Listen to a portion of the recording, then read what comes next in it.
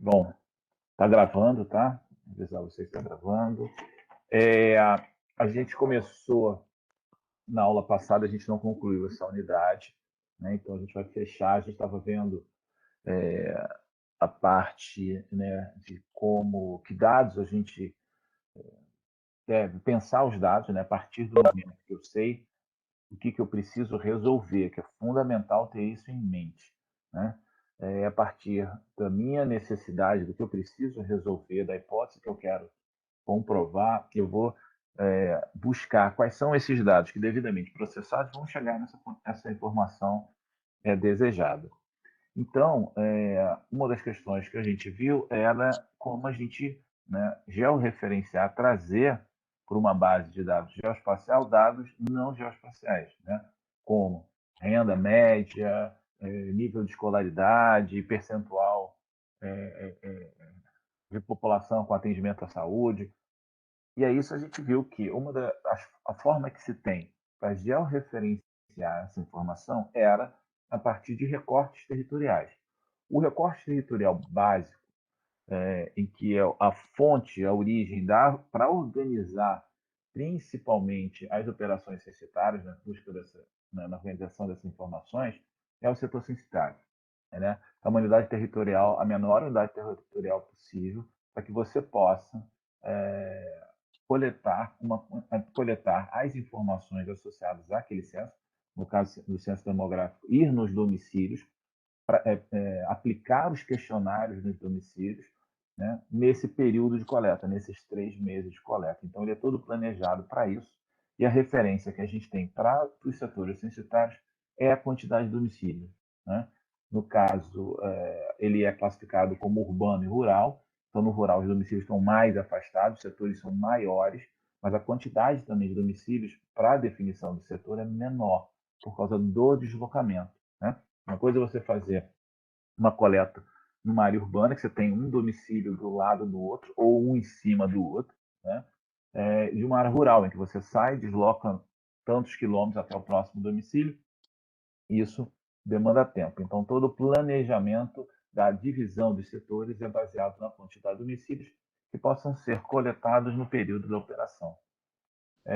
Claro que o setor ele funciona para as pesquisas censitárias do universo, tá? Em que o questionário é feito em todos os domicílios, e para aqueles questionários que são aplicados em alguns municípios, ou seja, que é uma amostra dentro do censo também há uma coleta de dados amostral, né? Esse resultado é dado, é disponibilizado, ele é todo planejado dentro dos setores, mas ele é disponibilizado através da informação do município ou de agregação do setor. Tá?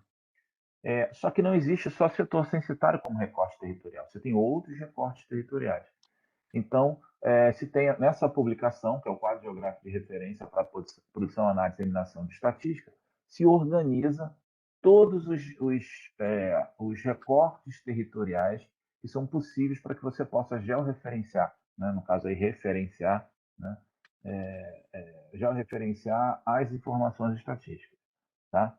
Então, ele uma referência, se busca ser uma referência única, né? Porque, imagina, se você tiver mais de uma instituição definindo o que é uma região imediata, uma região geográfica, e aí você começa a ter problemas de identificação qual é o recorte territorial. Quando você tem recortes territoriais também, qual usar, né? Quando você tem recortes territoriais que são produzidos por outras instituições, esse processo também é incorporado nesse quadro. Tá? Esse quadro ele tem como, né, objetivo ser essa referência espacial para que você possa ter acesso a esse dado, saber como acessar esse dado, analisar esse dado, né, porque aí você vai estar ele já referenciado espacialmente, entender com as relações que você tem com demais dados geoespaciais e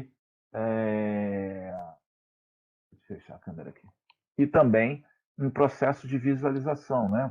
Você vai conseguir gerar mapas, você vai conseguir gerar representações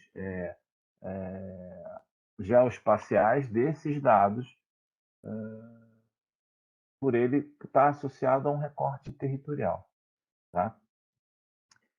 Esse quadro ele é dividido numa primeira subdivisão em, deixa eu ver aqui, em duas partes. A primeira parte são todos os recortes legalmente publicados pelo IBGE, não obrigatoriamente que o IBGE tenha uma questão legal sobre os recortes, mas a partir de legislação que define esses recortes, o IBGE, a partir desta legislação, organiza esses recortes territoriais. Tá? Então, né, reforçando, ele não é delimitado, a delimitação não é feita pelo IBGE desses recortes, a delimitação é feita pelos órgãos e instituições responsáveis legalmente sobre, sobre esses recortes territoriais, e a atualização, ou seja, qualquer nova atualização, quando o IBGE, e acho que a gente conversou um pouquinho isso na aula passada também, quando o IBGE publica uma nova malha municipal, publica, né, um novo arquivo com o contorno dos municípios. Ele só altera os contornos dos municípios, alteração, quando existe uma ordem judicial para alterar aquele contorno, ou o responsável, ou seja, o Estado, que é responsável pela legislação dos limites dos municípios, altera a lei e encaminha isso ao IBGE. Tá? Então, isso também em todos os outros. Se não tiver uma alteração legal, o IBGE não faz essa alteração, ele só faz quando tiver uma alteração mesmo do ato jurídico que define aquele recorte. Também nesse processo, nesse caso aqui, nos recortes legais, ele disponibiliza em 3 grupos, ou seja, a divisão política administrativa, né? Então, desde as grandes regiões, estado, passando pelo distrito federal, município, distrito, subdistrito e bairro, quando existia essa divisão dentro dos municípios. Tá? São a estrutura política administrativa. Também é identificado como esses recortes são montados. Então, o Estado ele é montado a partir do recorte composto pelos municípios. Tá? Os distritos, os subdistritos e os bairros. Aí, por que o bairro está aqui? Né? Por quê? Porque ele, em alguns estados, e só estão aqui aqueles municípios, perdão, que têm uma legislação que define o bairro. E essa legislação ela é toda estruturada de modo que você possa encaixar, você constrói os bairros na legislação perante os setores censitários, para que você possa, em todos esses casos, você isolar a informação estatística. Né? Até conversando no outro dia com o Luídia em relação a outros recortes territoriais que não encaixam, né, com o setor censitário. Então, você transferir a informação do setor para esses recortes, ela não é tão simples assim. Né? Quando você tem já esses recortes estruturados pelos setores ou pelos municípios, esse transporte dessa informação, já o referenciamento dessa informação naquele recorte territorial, se torna muito mais fácil. Né? Também o subgrupo, né, das divisões regionais e da tipologia. Aqui na tipologia tem uma outra coisa também, ou seja, área urbana e área rural são áreas, são recortes que têm uma definição legal também. Né? Por isso, até que na situação do município, dos setores, você tem setores rurais com característica urbana, ou setores urbanos com característica rural. Por quê? Porque ele é definido na lei, define que aquela era uma área urbana, mas ela tem uma característica rural ainda. Tá? E há outro grupo de tipologia, outro grupo de recorte, são os recortes definidos pelo IBGE, ou seja, aquele recorte cujo olhar sobre o território, olhar da geografia sobre o território, definiu recortes territoriais. Aqui entra o setor censitário. Né? Ele é um recorte de responsabilidade do IBGE, um olhar para aquele território, de modo que ele atenda uma necessidade, ou seja, uma necessidade de uma unidade de coleta ou de divulgação de pesquisa. Tá?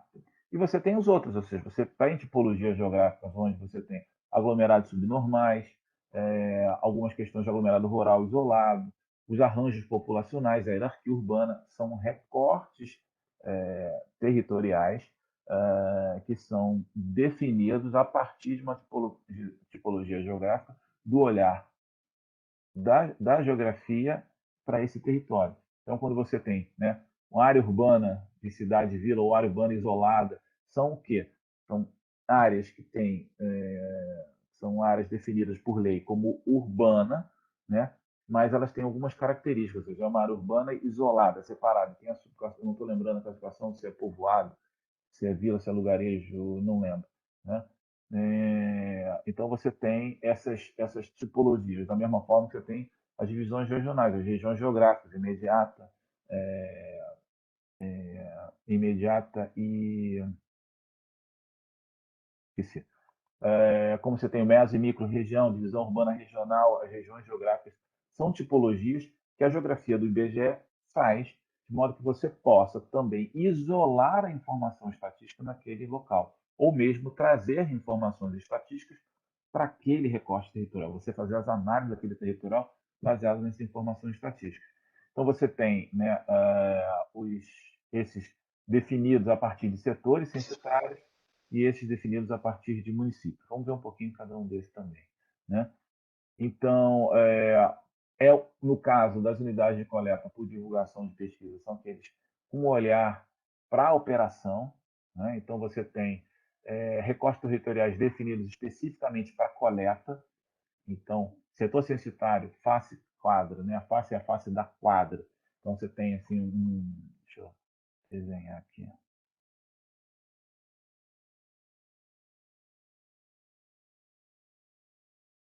Então, você tem uma quadra nesse formato aqui, né? O que é a face da quadra? É essa parte aqui, ó. É isso aqui, é uma face, tá? Daquela quadra. Se você tem aqui uma outra face, nessa quadra você tem 4 faces, tá? Você tem uma outra face aqui, tá bom? Você vai ter quadras com 5, 6 faces, dependendo da estrutura que ela tiver. Então, são também unidades de coleta. O recenseador, dentro do setor, ele coleta por face. Tá? Então, já você tem numa rua, deixa eu fazer um desenho aqui, né? Se aqui tiver uma outra quadra aqui, né? Onde você tem ali a rua, você tem nessa rua 2 faces. Tá? A face dessa quadra e a face dessa quadra.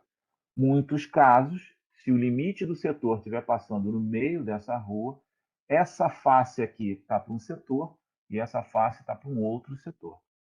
Tá? Foi uma pergunta aqui, porque vocês não consideram com tipologia geográfica. Porque a gente precisa. Eu até fiz esse questionamento também quando eu estava montando essa aula, acabei esquecendo de falar isso. Porque a gente precisa de um acordo entre as instituições e a gente precisa validar. Se começou para o censo, logo após o censo 2010, se buscou organizar, isso ele está dentro da operação, mas se buscou organizar e fazer todas as revisões de todas as unidades de conservação dentro do mapeamento, né? Ou seja, dentro do descritivo dela com a representação cartográfica. Isso não foi concluído, né? Teve, ainda mais agora, parou nesses últimos anos esse ajuste entre todos os descritivos com as representações cartográficas numa base única dentro dessa estrutura do quadro. Por isso que ela não entrou. Da mesma forma que a gente ainda não tem nesse quadro os recortes ambientais, bioma, né? Bacias hidrográficas. Por quê? Porque eles não têm uma associação direta, eles não são construídos baseado em municípios ou setores. Então a gente precisa também desenvolver eles existem como recorte, mas eles não estão no quadro, porque ou preciso oficializar essa representação e esse repasse. Se criou uma unidade de conservação, essa unidade de conservação vai para o IBGE, se faz toda a incorporação, como tem nos municípios, né, para o IBGE poder colocar no quadro.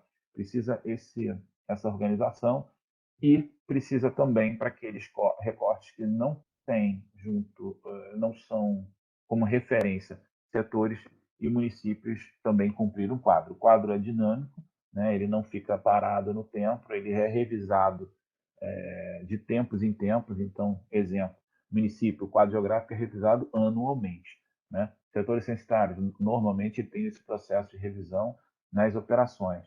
Tá? ok? Então, na operação censitária, também para a coleta é feita pelo endereço em face e quadra dentro do setor. Tá? Existe depois os recortes para divulgação, né? Então, a gente não divulga o dado por face nem por endereço, só vai divulgar para o setor censitário. A grade foi usada no censo 2010, né? Mas esses dois servem para o universo, para o questionário do universo. E para o questionário da amostra, você tem as áreas de ponderação, que são junção dos setores, né? Ou áreas de divulgação da amostra para o arranjo, para o aglomerado subnormal. Você tem um aglomerado subnormal muito pequeno, em que a amostra que está ali dentro daquele aglomerado, do recorte do setor, que é aglomerado subnormal, é uma amostra pequena que fere o sigilo do informante. Então, você faz o quê? É uma área de divulgação da amostra. Você junta aglomerados subnormais próximos, mesmo que eles não sejam contíguos, mas aquele recorte, aqueles vários polígonos, você tem informação para aqueles recortes. Tá? Amostra e universo. A grade, eu já falei. Aqui um exemplo. Eu tinha posto aqui o desenho da quadra face. Nem precisava ter desenhado. Né? Então, você tem a quadra, como eu falei, e a face da quadra. Então, esse arruamento, você tem essas duas faces aqui. Esse aqui foi uma divisão do setor. Cada um está para um setor e tem também a codificação. Então, o recenseador no seu DMC, no seu de coleta, ele abre, ele tem a quantidade de domicílios por face e, por consequência, depois quantas faces dentro do setor. Tá? O segundo, que é a tipologia geográfica, né? O objetivo é retratar algumas especificidades temáticas do território. Tá? Aqui, de novo, não tem uma definição de um ato jurídico, tá? Mas é o olhar da geografia do IBGE sobre o território e a definição desses recortes. Como a gente viu, né, o aglomerado subnormal. Né? Então, você tem aqui o aglomerado como uma área urbana, ele está classificado como área urbana, né? E ele é definido, é uma tipologia que vem de um trabalho do IBGE para definir, a partir da quantidade de domicílios, claro, mas do processo de ocupação, da busca de serviços, de disponibilização de serviços dentro da área. Tá? Como ele também, você tem, né, os urbanos e os rurais. Aí os arranjos populacionais, aqui eu só botei alguns exemplos. Tá? Os arranjos populacionais. Então, é a junção de um ou mais municípios, né, onde tem uma forte integração da população ali naquela região. Então, você tem aqui, né, Vitória, onde você tem você tem Vitória aqui, você tem Vila Velha, você tem Viana, você tem várias serras, em que você tem aqui uma área, né, uma concentração urbana muito integrada, né?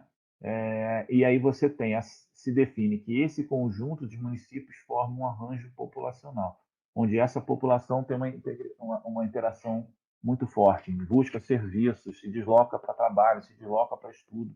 Então, se define, esse olhar sobre o território define esses arranjos populacionais. Esses arranjos populares também são os que vão definir a hierarquia urbana.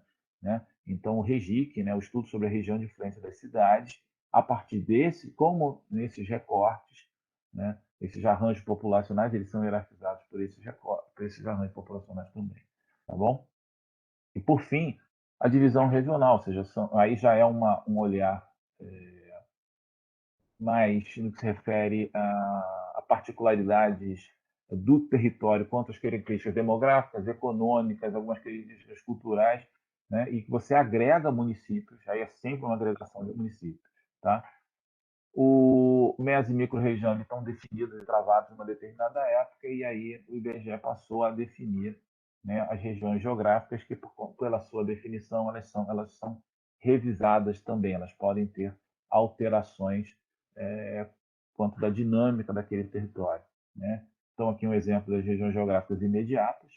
Né? Então, de partir de vou dar aqui logo um exemplo. Então, aqui, Nova Friburgo, você tem aqui uma região imediata de Nova Friburgo, tá? Onde esse município tem uma centralidade dentro desses outros municípios, né?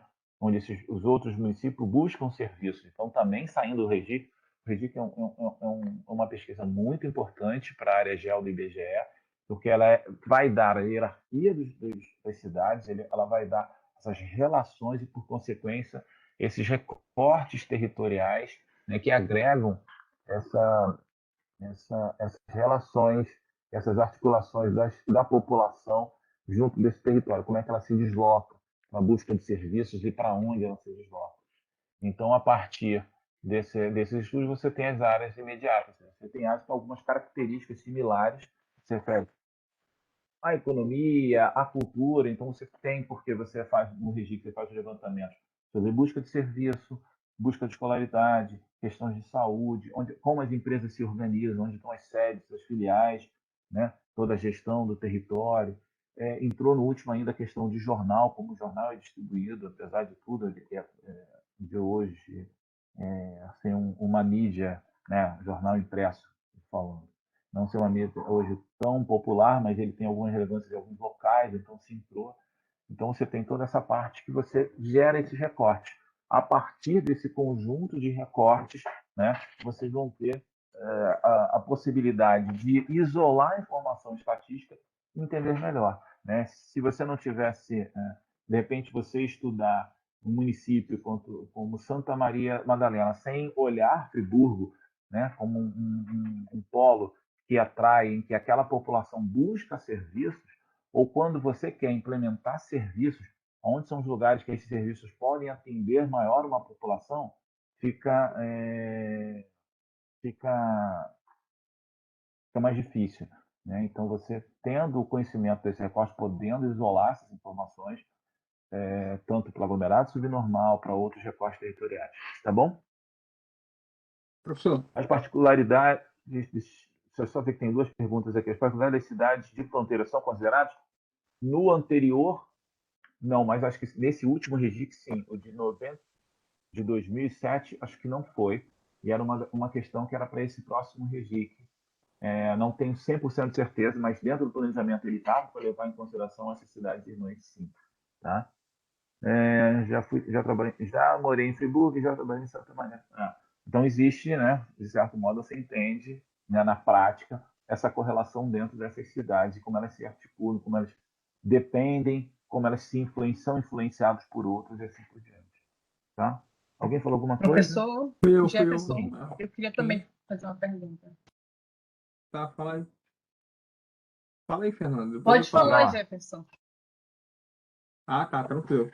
Não, o que eu queria perguntar aqui, se para retratar a divisão regional, retratar algumas características de determinada região, como é que essa divisão regional poderia ser colocada para retratar interação entre regiões, no caso, A interação entre as principalmente urbana? regiões, Sim, ou seja, como uma região imediata de Friburgo interage com uma região intermediária de Macaé, é isso? sim. Então a gente tem as regiões, no caso, as imediatas e as intermediárias. Você tem outro nível acima, tá? Dessa, em que essa região é composta por essas regiões imediatas. Você só tem esses dois níveis, tá? Então, eu não coloquei aqui, mas deixa eu ver nessa representação, não sei, posso estar falando uma besteira, tá? Então, você tem uma outra região, que são as regiões intermediárias, besteira que eu digo na formação, tá? Ou seja, Nova Friburgo, mais além Paraíba e mais Teresópolis compõem uma região intermediária.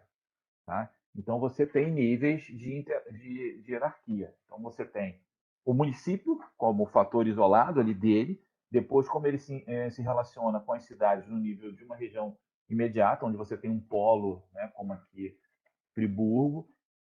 Depois você tem um outro recorte dessas outras regiões, dessas regiões de outras, formando uma região intermediária. Ao mesmo tempo, você tem articulação isolada entre os arranjos populacionais. Então, provavelmente aqui, porque está cortado, posso depois abrir para a gente ver, Macaé, tanto Friburgo, esse pedacinho aqui de Friburgo que está passando, essa linha aqui, não sei se vocês estão vendo, que Friburgo está se localizando, é com o Rio de Janeiro. Como Macaé aqui também é com o Rio de Janeiro. Como essa linha que está cruzando tudo aqui, ó, tá vendo? Ó, indo para algum município bem longe, é uma relação do Rio de Janeiro. Como você também tem também dos outros polos, né? Então, acho que é interessante até vocês olharem o REGIC para isso, que o REGIC dá. Então, você, mesmo no primeiro nível, que é a metrópole, você tem ela subdividida em três. Então, você tem metrópoles que se relacionam, né? Então, você tem cidades como Juiz de Fora, se eu não me engano, ela se relaciona mais com o Rio do que próprio com Belo Horizonte. Então, você tem um estudo muito mais complexo, que é a REGIC, entre esses relacionamentos, né? E você tem recortes, né, nesse olhar, ou seja, um recorte intermediário, um recorte imediato, tá? E o próprio município, ok? Professor, bom dia. Nesse quadro geográfico de referência, né, as informações disponibilizadas pelo IBGE, elas continuam sendo elas são apresentadas em regiões geográficas e mesorregiões e Também, micro-regiões ou não? também. Como é que A gente ficou vai essa ver. articulação agora? Continua os dois recortes. Quem trabalha com mesorregião continua trabalhando com mesorregião, só que a mesorregião ela é estática naquele momento, porque quando se criou ela, se Uhum, definiu que ela era naquele momento. Para que a gente não ficasse sempre amarrado àquele recorte naquele momento, se implementou as regiões geográficas, mas o outro uhum. recorte ainda está lá. Como ele é feito a partir da junção de municípios, toda a operação censitária, todo o resultado de PNAD, que seja toda a pesquisa, né, que tenha informações sobre municípios, você consegue ter essa informação por meso e por micro também, porque ela é uma junção de municípios. Por isso E dessa vai importância. permanecer isso ou A de momento vai princípio, ser sim. suprimido? A princípio, sim. Tá? Como ela é fixa, ela é uma listagem de municípios, então mesmo que você não. Ela sempre vai estar ali, entendeu? Você fez um trabalho sei lá, em 2000 na mesma região X. Eu quero saber do censo 2010 e agora do censo 2022. Como ela é composta pelo conjunto de um conjunto de municípios, vai, a não ser quando você tem alguma coisa, um município desmembrado. Então, aquele município desmembrado, né, de um outro que estava dentro da região, provavelmente vai ficar, mas assim, ela é estática naquele período. Tá? Ok. Ok? Tinha uma coisa aqui também de. Não, como é que é com Macaé? Você escreveu. Sim, tem uma interação de deslocamento, certo? Mas se você olhar aqui, a população de Nova Friburgo, ela não busca nada que foi pesquisado como serviços de saúde, educação ou não relevante, né, um valor relevante, em Macaé. Repara aqui, ó, tá vendo? Ó, ele não tem correlação na região de influência. Macaé não faz influência para o Friburgo. Elas podem até se ligar através de rodovia, ok, como vários outros, mas elas não sofrem influência, né? Diferente de, deixa eu ver se tem algum outro aqui me parece aqui, ó, diferente de Santo Antônio de Pádua, com Além Paraíba, mesmo em regiões imediatas diferentes, existe uma correlação. Provavelmente essa unidade aqui, né, a região imediata, ela está juntando aqui com Além Paraíba, pelo próprio tamanho da hierarquia das cidades. Tá? Ok? Mais alguma pergunta? É que aqui eu botei um recorte pequeno. O ideal para a gente poder mexer mais nisso seria abrir o REGIC e ver essas relações, os níveis dessas relações. Tá?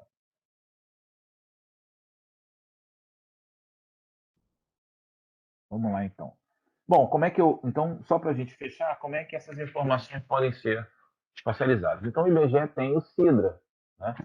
E qualquer outra instituição. Estou falando do IBGE, mas se você tem uma instituição que fez algum levantamento, que esse levantamento está associado a município, e ela usou o geocódigo, você vai conseguir recuperar da mesma forma. Tá? Então, aqui eu entrei no CIDRA, que é esse sistema de geração automática de dados, né? Ou melhor, recuperação automática de tabelas de dados das pesquisas do IBGE. Então, entrei no censo, tá? É o resultado do universo, ou seja, então não é a amostra, o levantamento em todos os domicílios. E as informações, eu tenho uma tabela que dá informação de população residente por sexo, situação do domicílio e cor e raça. Ah, legal. E eu posso ver isso aonde? Aí você tem aqui, ó, o recorte territorial que está associado. BR. Então, eu tenho 1, 2, 3, 4, 5, 6, 7, 8, 9, 10 recortes territoriais em que eu posso isolar essa informação. Tá? Claro, tem sigla, vamos dar uma olhada no que seria isso. Então, você tem desde informação do Brasil, grandes regiões, unidades da federação, meso e micro. Né? Então, você também vai gerar as tabelas por meso e micro, região metropolitana e subdivisão, região integrada de desenvolvimento, município, aglomeração urbana, se eu não esqueci nenhum. Você tem esses 10 recortes territoriais que estão disponíveis e que você pode gerar tabelas isolando a informação estatística. Ah, então eu quero todas as mesorregiões do estado de Minas Gerais. População por raça, cor. Ok, ele vai gerar uma tabela para cada mesorregião essa informação. Se eu tenho um recorte geográfico dessa, né, um arquivo shape, um arquivo digital, vetorial, em que eu tenho todos esses recortes das mesorregiões de Minas Gerais e eu tenho o código que é apresentado, eu vou poder fazer a junção e ter isso no mapa. Tá? Então, dentro do Sidra, a gente abriu ele naquela, quando a gente falou um pouquinho sobre acesso ao dado do IBGE, mas a gente pode, né, fazer isso também numa aula específica, a gente abrindo e fazendo essa ligação. Quando a gente for fazer as aulas práticas, no que a gente vai fazer isso. Né? Então, quando você entra naquelas tabelas, você tem essa possibilidade. O que eu quero? Qual recorte que eu quero ver? Ah, eu quero o quê? Mesorregião, eu quero todos os municípios. Reparem, no censo 2010, ele foi organizado a partir de 5.565 municípios, na é verdade? 5.563, mais Brasília e mais Distrito Federal de Rio Grande de Noronha. Tá? Então, você tem essas unidades, você tem algumas pesquisas já prontas que você pode. Ah, o que eu quero? Eu quero Brasil, Grande Região, UF e municípios da capital. Né? Porque se você pegar aqui municípios, vão vir todos. Não, mas eu quero só os municípios da capital. Ele já tem aqui também algumas pré-visualizações específicas que você pode escolher. Tá? Aí ele gera a tabela. Isso aqui é uma forma visual, né? Você vai lá escolher o que eu quero. Ah, eu quero saber a população, né, total. Cor e raça, ele não fez distinção, não fez de sexo, não fez situação de município, só fez o total da população por município. E ele gera. Então, para cada município, ele gera essa informação. Tá? Ele vai tabular. Isso ele faz de forma visual, ele vai aparecer na sua tela, mas você vai precisar, às vezes, fazer o download. Quando você for fazer o download para levar para dentro da sua base de dados, né, lá do seu QGIS, da sua base de municípios, uma coisa que você tem que marcar sempre, que vem desmarcado, é código de território, que é o geocódigo. Eu preciso que ele faça isso, de modo que quando ele faça o download, além do nome e da população, vem o geocódigo. Tá? Por que é importante o geocódigo? Porque lá na sua malha de setores, você vai ter o código igual, em que você vai fazer o match, vai ser feito a partir desses geocódigos. Tá? Por que não em relação a nome? Olha só, repare, aqui podia se mexer nisso, mas olha aqui, ó, Alto Floresta do Oeste com o código, né, do estado, o sigla do estado. Aqui no shape ele não está, está separado. Então isso aqui nunca vai bater com esse. Você teria que fazer uma edição nesse arquivo para poder tirar, para poder ajustar. Ou se aqui por algum motivo veio sem né, o do Oeste escrito diferente, acentuação, caracteres que são que um ambiente entende de um jeito, outro ambiente de outro, entende de outra forma, então isso é complicado. Então o ideal é um código numérico, que é o geocódigo. Então você vai baixar a planilha com o geocódigo, vai ter a malha também com o geocódigo e você vai fazer o match desses dois, tá? E aí você vai poder saber para cada município mais um atributo. População por raça, cor, população, por sexo, população, por situação urbana e rural. Você vai poder trazer isso tudo para a sua malha. Tá? Então, a integração, né, entre a informação estatística e a informação geográfica, ela é feita baseada principalmente nos recortes territoriais. Então, a geografia entra antes disso, ela entra para planejar o recorte dos setores, entendeu? Ele entra para, mesmo que seja a partir de um processo de legislação, né, que é o município, tem o olhar daquele território, né, quais são os elementos daquele território. Então, a geografia entra para definir esses recortes territoriais para que você possa, ao coletar a informação estatística, já referenciar essa informação estatística também. Tá bom? E para a gente finalizar, eu deixo algumas questões interessantes. No capítulo 4 do Plano de Ação da Índia, ele faz aquela questão do dado oficial, né? Então, uma pré-relação, isso ficou para ser trabalhado e ficou um pouquinho parado nesse tempo, mas quais são as instituições que têm o suporte legal para a produção do dado. Eu acho interessante também, nesse livro da análise geoespacial, no capítulo 1, ele dá o conceito, né, da questão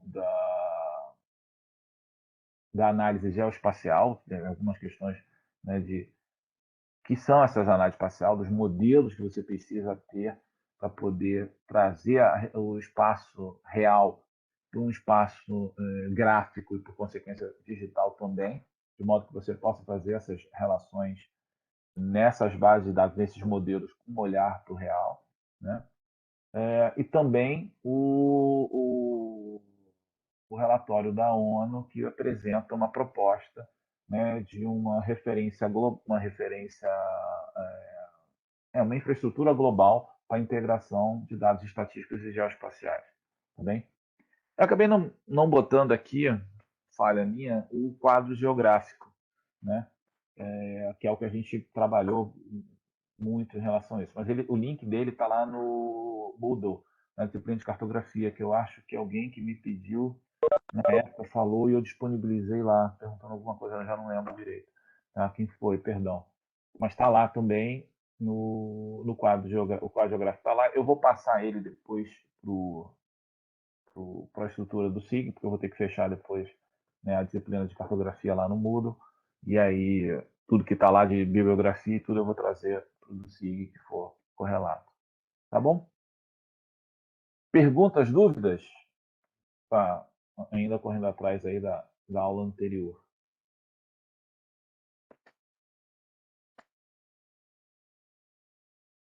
Não? Tranquilo? Professor, Diga lá. não, só para saber se, por acaso, aquele livro anterior, ou pelo menos o capítulo dele, tem disponível ou não. Qual? Desse aqui? Do Laranjinha, da Unesp. Desse aqui? É. Eu não tenho ele, eu tenho ele, eu não tenho digital. Eu posso fazer, o capítulo não deve ser muito grande. Se tivesse lá nem se a gente ia. Peraí, daria para A ter professora nem lembra dessa parte, não. Hã?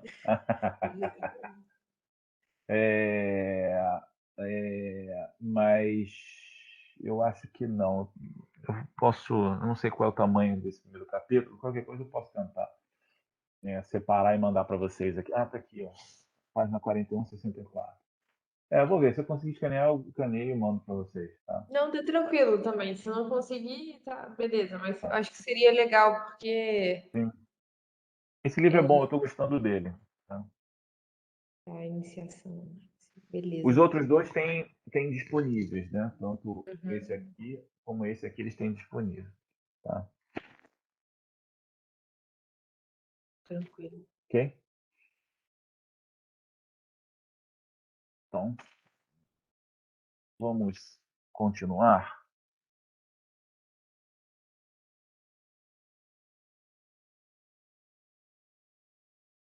A próxima unidade que a gente vai conversar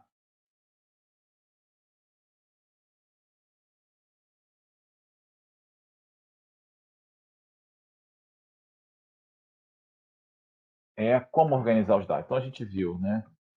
Preciso saber que dado eu preciso, certo? Para poder atender a minha demanda. Eu preciso, desculpa, primeiro é entender a minha demanda, depois eu preciso saber que dado eu preciso, depois eu vou começar a pensar o seguinte, bom, eu tenho que organizar esse dado.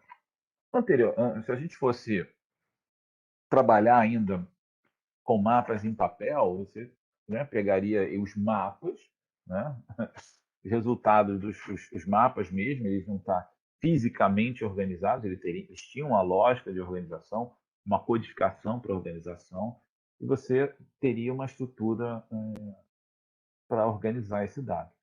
Quando a gente migra para um ambiente em digital, a gente tem que tomar algumas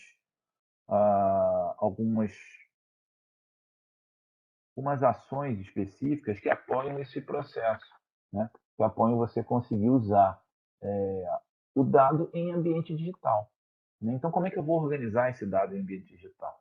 Tá? Isso que a gente vai discutir aqui. Eu fiz uma coisa até bem simples, só para a gente relembrar um pouquinho algumas questões de fundamentos que a gente precisa entender de banco de dados. Porque a gente vai pegar todos esses dados e vai organizar num banco de dados. Né? Claro que esse banco de dados, a gente vai ver, ele guarda também a geometria. Por quê? Um mapa qualquer, ele é um modelo gráfico daquele mundo real. Né? É gráfico ali, é um desenho. Você vai levar esse modelo gráfico ou vai produzir direto, mas com o conceito desse ambiente gráfico, para um ambiente digital. E esse ambiente digital, hoje, a gente fala desse ambiente digital através de banco de dados. Não só do que se teve em momentos nesse processo transitório do CAD, né? Que era puramente só o desenho feito por computador. Agora não, a gente armazena em banco e a gente tenta dar alguma lógica não, mas alguma similaridade com aquela realidade, os relacionamentos que aqueles elementos têm. Então vamos tentar pensar nisso antes. Pode ser um pouquinho simples assim, mas eu acho que é interessante a gente voltar na questão de banco de dados. Como a gente tem todo mundo que vai estudar um pouquinho, que estudou banco de dados no início, o exemplo clássico, né, quando a gente estudava banco de dados, era uma locadora. Como isso não existe mais, então eu tentei trazer uma coisa que também se tinha muito como exemplo de banco de dados uma escola. Né? Então, pensando rapidamente, eu vou organizar uma escola simples, tá? Não estou fazendo uma estrutura muito grande. De uma escola, eu vou ter pelo menos 4 entidades ali a serem trabalhadas. O quê? A disciplina, o professor, o aluno e a sala. Eu vou trabalhar só com esses 4, só para a gente poder discutir um pouquinho disso. Para cada um desses, eu tenho alguns atributos que o caracterizam. Então, uma disciplina, ela tem o nome daquela disciplina, ela tem uma carga horária, ela está associada aqui ensino, né? Ensino fundamental ou médio. Que ano desse ensino? Médio, primeiro, segundo ou terceiro. Quando a gente vai falar do professor, ele tem uma matrícula naquela escola, ele tem um nome, ele tem uma formação. Aí você pode falar assim, oh, mas ele também não tem as disciplinas que ele vai ministrar? Opa, então eu tenho uma correlação já entre essa entidade com essa outra entidade. Em algum momento eu vou ter que entender que um professor dá uma ou várias disciplinas, certo? E numa coisa mais simples, que uma disciplina está associada a um professor. Eu também, como entidade, vou ter um aluno, que vai ter uma matrícula, que vai ter um nome, que também que ano de ensino ele está. Poxa, mas esse aluno, ele também estuda algumas disciplinas. Então, eu tenho uma correlação com essa entidade. Né? E essa disciplina também é dada por professor. Mas esse aluno ele tem que assistir essa disciplina numa área física, que são as salas, que vai ter uma numeração, um número, uma capacidade, se ela tem alguns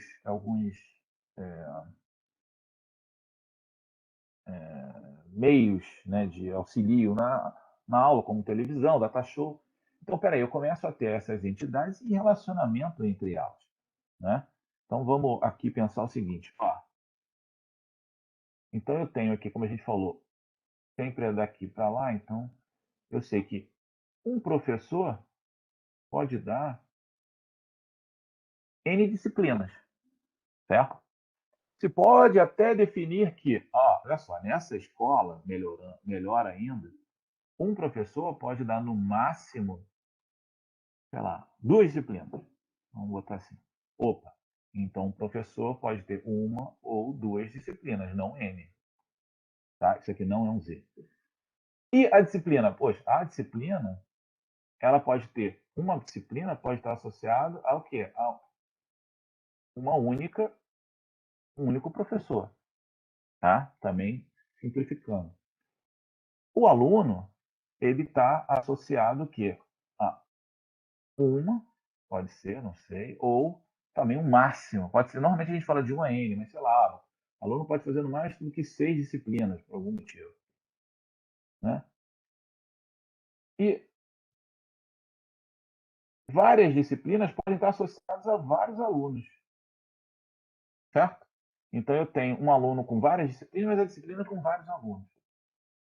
A mesma coisa a sala, ou seja, a disciplina está associada à sala, ou seja, uma sala pode ter, sei lá, se a gente pensar 2 turnos por dia, 5 dias, sei lá, 10. Eu posso botar assim ou botar N, não importa, N, ou seja, há várias. Como eu posso também dizer que uma sala não, uma disciplina está associada a uma sala. Tá? Então, o que eu estou tentando dessa forma simples aqui? Entender que eu tenho as entidades e essas entidades têm relacionamentos. Vamos pensar o seguinte, acho que eu já dei esse exemplo também lá na cartografia, né? Só que agora a gente vai entrar um pouquinho mais nesse modelo.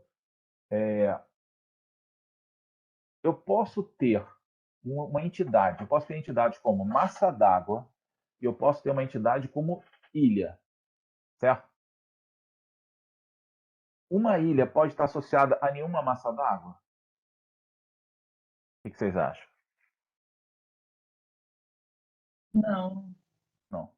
Né? Não, porque senão não é Então, uma ilha, né? não Não. é ilha, certo? Então, para aquele objeto ter sentido... Porque, assim, graficamente eu posso desenhar, não posso chegar lá e desenhar uma ilha, botar os atributos dela, ela como entidade isolada? Eu posso. Mas ela é isolada na realidade? Não. Ela tem as suas relações. Da mesma forma, eu posso ter a disciplina ali isolada? Posso, mas ela não tem uma relação com o professor, com o aluno, com a sala?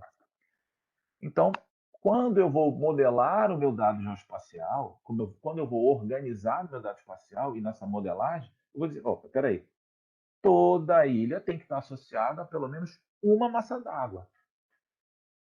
Agora, toda massa d'água tem que estar associada a uma ilha? Não. Não. Mas ela pode estar associada a N ilhas também. Então ela pode ter nenhuma ou várias ilhas, eu não tenho um número definido. Talvez ali, né, se professor de disciplina eu tenho. Não, não, cara, mais do que, né, vocês sabem, mais do que 3, 4 disciplinas por semestre eu não consigo dar. Tem que ser no máximo 2. Então você Professor, cria. Oi. mas essas relações também não podem estar relacionadas. Por exemplo, vou dizer aqui, até para entender o meu raciocínio. Você tem ali, no caso, na disciplina, uma disciplina, um professor dirige uma disciplina, certo? Ou mais. E o professor pode dirigir, lecionar o número de disciplinas que o senhor colocou ali, 2, certo?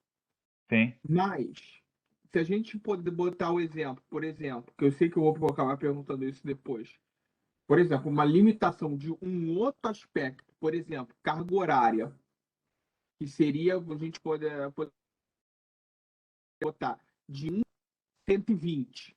No caso, cada disciplina teria 60 horas e teria 120. E sendo que ele poderia ter 2, certo? Mas caso o professor pegue uma disciplina de 90 horas, teria com o banco de dados implicar a limitação da carga horária? Sim. Sim. Você pode fazer. O que acontece? É como se você fizesse na correlação dizendo o seguinte: um professor pode ter. Aí você tem uma relação entre as entidades, e entre os atributos das entidades. Você vai fazer isso, né? Então, você vai dizer que na hora de você montar os esquemas do banco, na hora que você for lá e disser assim, você preencher duas disciplinas, você vai preencher duas disciplinas desde que a soma da carga horária dessas disciplinas selecionadas não ultrapasse 120. Você modela isso no banco, entendeu? Você tenta fazer o máximo de regras para que você facilite a sua vida. Então, na hora que ele abriu, vou cadastrar professor, eu vou cadastrar ele numa determinada disciplina.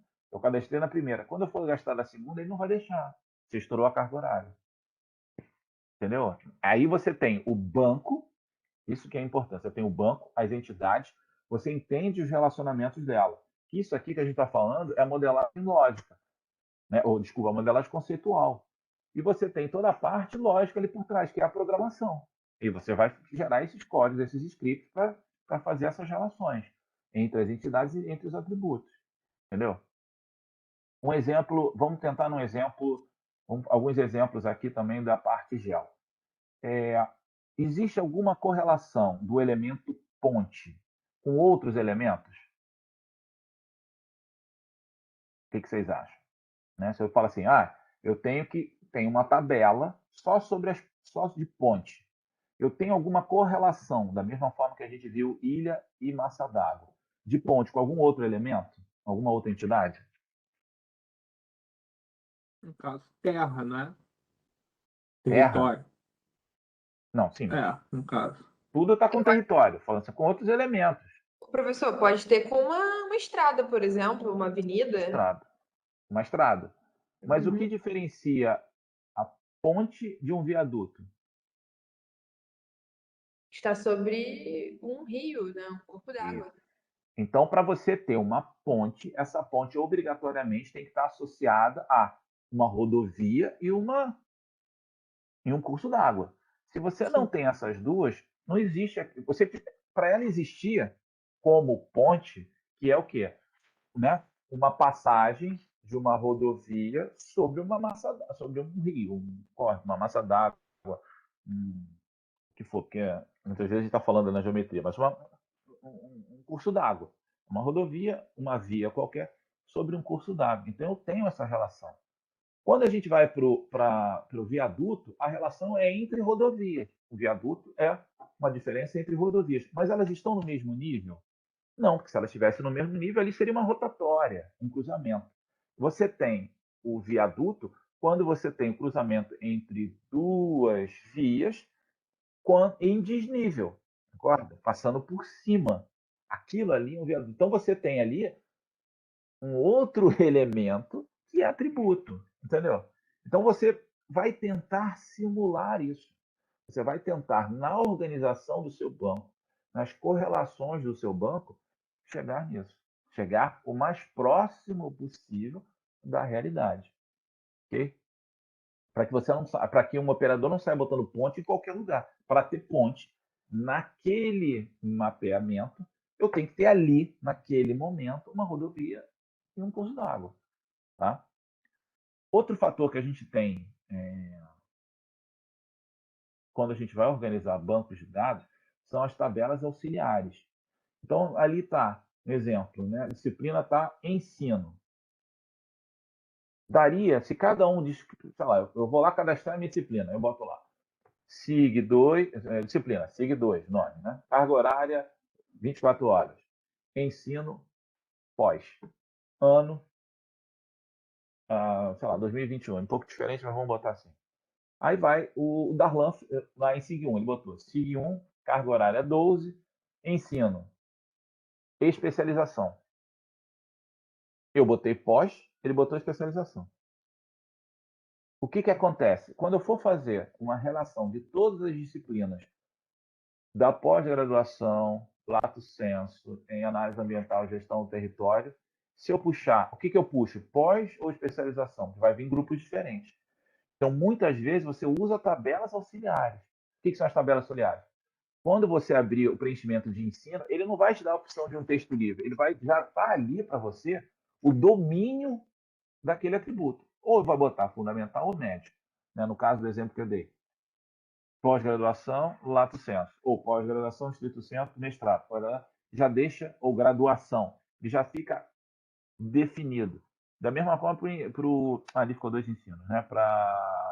Se tivesse a disciplina, o nome da disciplina. Eu posso botar, eu quero botar assim, português. Aí o cara não põe um acento por algum motivo. O professor de português não botou acento. Beleza. Vamos botar para matemática, então. O cara de matemática botou matemática com acento, o outro foi lá e botou matemática, que é uma matemática de um outro ano, de um outro ensino, sem um acento. Quando vai para todos os professores que cursam, que dão a disciplina de matemática, ou todos os alunos estão matriculados em matemática, com ou sem acento. Aí o cara abreviou química, ele botou QI. Então você também, para dar mais consistência no teu processo, quando você sabe o domínio daquele atributo, né, você vai botar o quê? Ó, ele tem um domínio que vai ser, ele só pode preencher a partir do que está ali, certo? Então isso também dá uma consistência no teu banco, né? Tabelas auxiliares e outras que existem. Então, só esse slide simples aqui é só para a gente ter essa ideia que eu tenho entidade, essas entidades têm correlação e os atributos, eu não posso deixar atributos localmente sendo preenchidos. Eu preciso ter algum controle, que são os domínios de cada atributo. Tá? Então, quando você tem ali sala, TV, você não vai deixar também com um texto livre. Sim, ou o cara bota um S só. O que ele vai botar? É um elemento booleano. Você vai marcar a opção se tem ou se não tem. Você não tem a opção de escrever. Não é como você gira. Em alguns bancos você vai lá e marca, dá um clique na opção. Tá ok? Tudo bem em relação a isso? Tudo bem. Então vamos lá. É o que a gente está falando, né? Aqui é o município de Lorena, em São Paulo.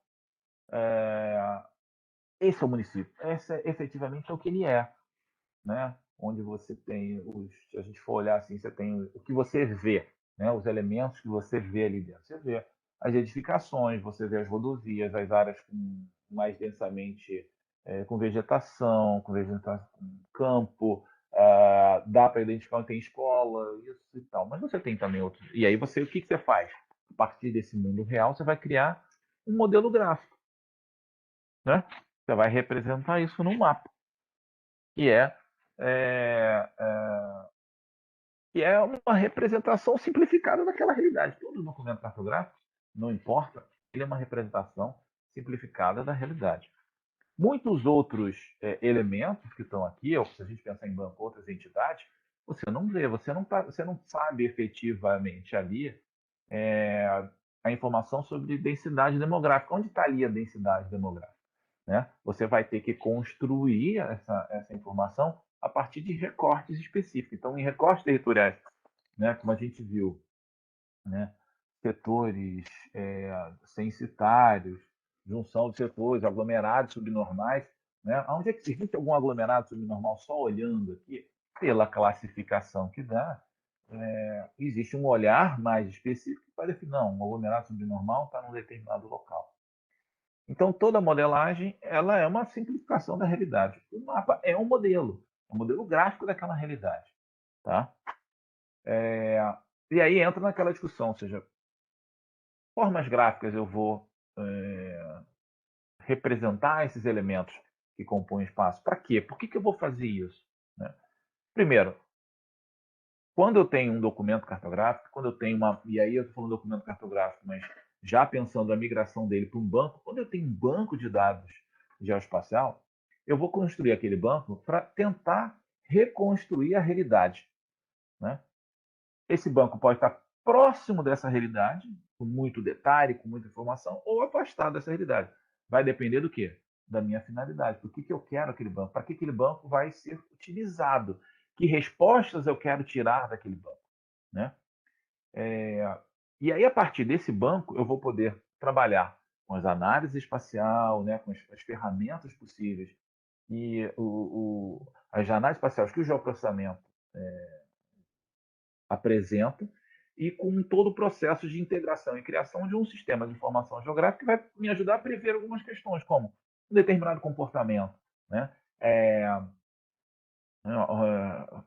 ajudar a prever e ajudar a responder algumas questões, tipo, existe alguma concentração de casos de dengue, ou seja, né, há um comportamento que define um local específico que tem casos de dengue ocorrendo?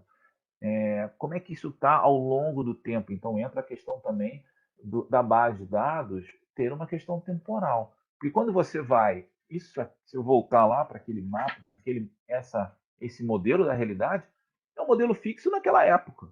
Exatamente quando eu tirei. Se no dia seguinte teve alguma alteração, ele já não está ali. Ele é datado, é um retrato.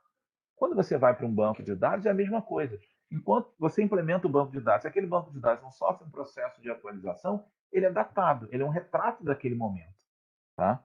Quando eu tenho vários retratos, eu posso buscar identificar evoluções, eu posso identificar transformações.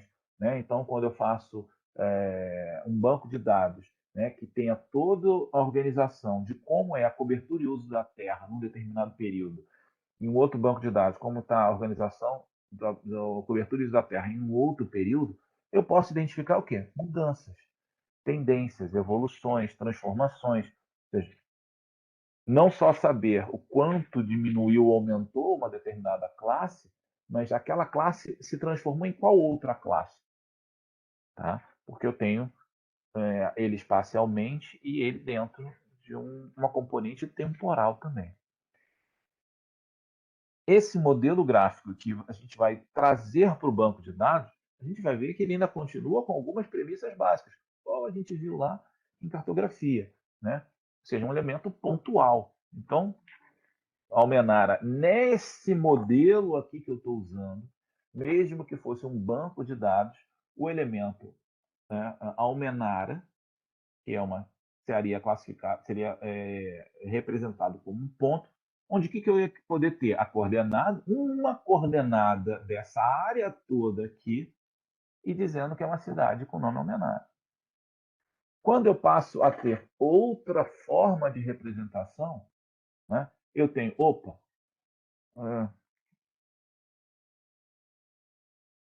ficou meio... Ah, sim, desculpa. Eu tenho informações de linha. Ou seja, então eu tenho essa rodovia aqui, que é uma representação linear, ou todas as outras que estão aqui dentro de forma de linha. Então eu passo a ter o quê? A dimensão. Eu passo a ter formato. Aqui eu não tenho formato, eu não tenho dimensão, só tenho posição. De novo, eu estou olhando um mapa, mas isso pode estar armazenado no banco a classe localidade como um elemento pontual. Né? Como ele pode estar com o elemento área. Então, eu passo a ter, neste modelo, no meu banco, atributos específicos e atributos inerentes ao quê? À geometria do que eu estou armazenando. Perímetro, área, formato, que aí eu tenho o formato, certo? As dimensões, como falei, perímetro e área. Tá?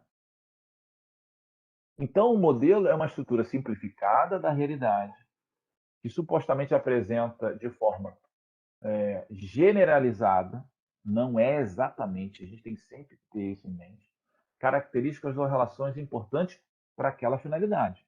Então, o quanto ela está generalizada, quais são as características e as relações que estão ali dentro, naquele modelo, são definidos para dar suporte à decisão que você quer tomar com aquele modelo.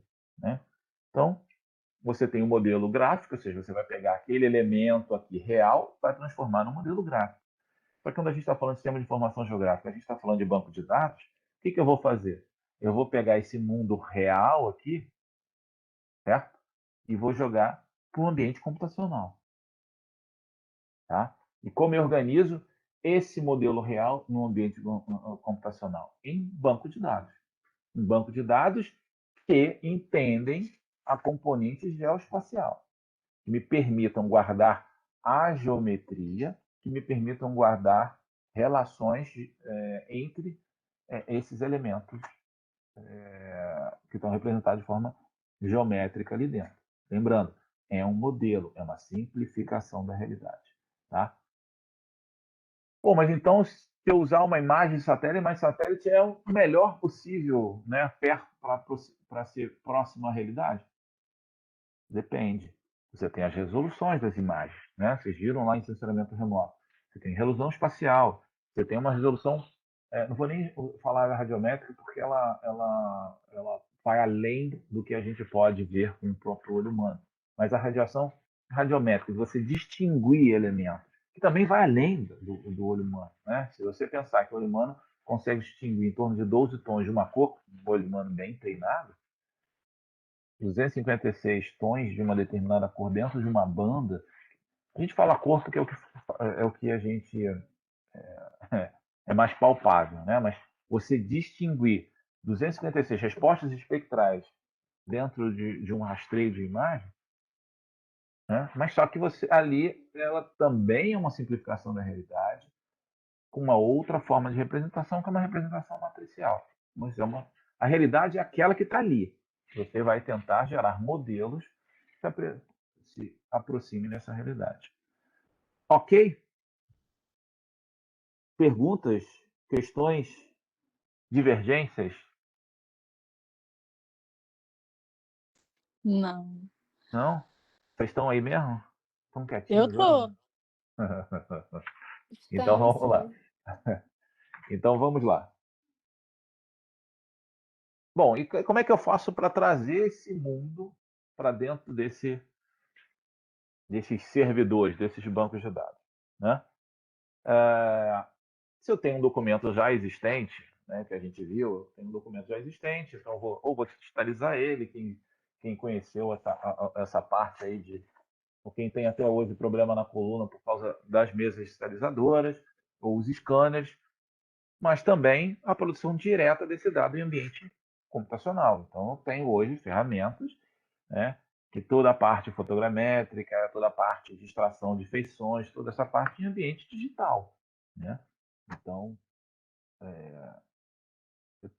até a coleta de campo eu já coleto ela em ambiente digital, já tenho os equipamentos, as estações totais, os níveis eletrônicos, e todas as medidas que eu faço são, né, em vez de eu anotar numa caderneta, eu tenho aquilo já armazenado de forma digital, eu já baixo aquilo já vem, de certo modo, às vezes, em alguns programas específicos desenhados para calcular. Então, todo o processo está dentro de um ambiente digital. Mas imagina o seguinte, se eu estiver trabalhando, né, no município, ali a gente viu de Friburgo, e o outro está no município do lado X, o outro do município Y do lado. Se cada um fizer a coleta desses dados e organizar esses dados em bancos de dados de forma diferente, eu consigo juntar? Até consigo, mas vai me dar um trabalho monumental, né? Então vamos pensar o seguinte, voltando lá para a escola. Você tem você vai pedir para cada representante de turma fazer o seguinte: olha, eu preciso que você faça o cadastro da sua turma. Cada representante de turma vai na turma, então a turma 301, pegou os alunos, vamos lá fazer um cadastro. Ele botou nome, botou endereço, botou CEP, o da turma 302 também fez, botou, né? Tudo bem, cada um fez um. Se eles não partiram de um esquema já pré-definido, com regras, como a gente viu até de domínio, se alguém botou um CEP com tracinho e outro botou sem tracinho, já começa a complicar, né? Se algum separou no endereço, né, avenida, rua como um campo, o nome como outro campo, o número com outro campo, o complemento com outro campo, é uma coisa. Se o cara botou um campo único, é outra. Vide aí, todo o cuidado que o IBGE tem, você tem uma tabela gerando, né? No Sidra, nome e o F junto, e na malha municipal, nome e o F separado. Olha só. Né? Então, para você juntar isso tudo, você precisa padronizar. Então, uma das questões fundamentais que a gente tem na organização do banco de dados é padronizar o banco, você gerar esses esquemas padronizados para que todos possam usufruir desse banco, para preencher mais dados nesse banco ou para extrair informação desse banco e juntar com outros bancos. Certo? Então, uma questão de padronização é fundamental. Aí a pergunta, alguém pode me dizer que data é essa aí?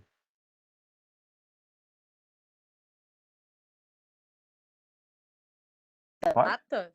Né? 12 de junho de 2011? Isso. Todo mundo falaria isso, né? Se a gente tivesse algum americano na turma, provavelmente ele falaria ao contrário. 6 de Ele falaria dezembro. 6 de dezembro de 2011. Né?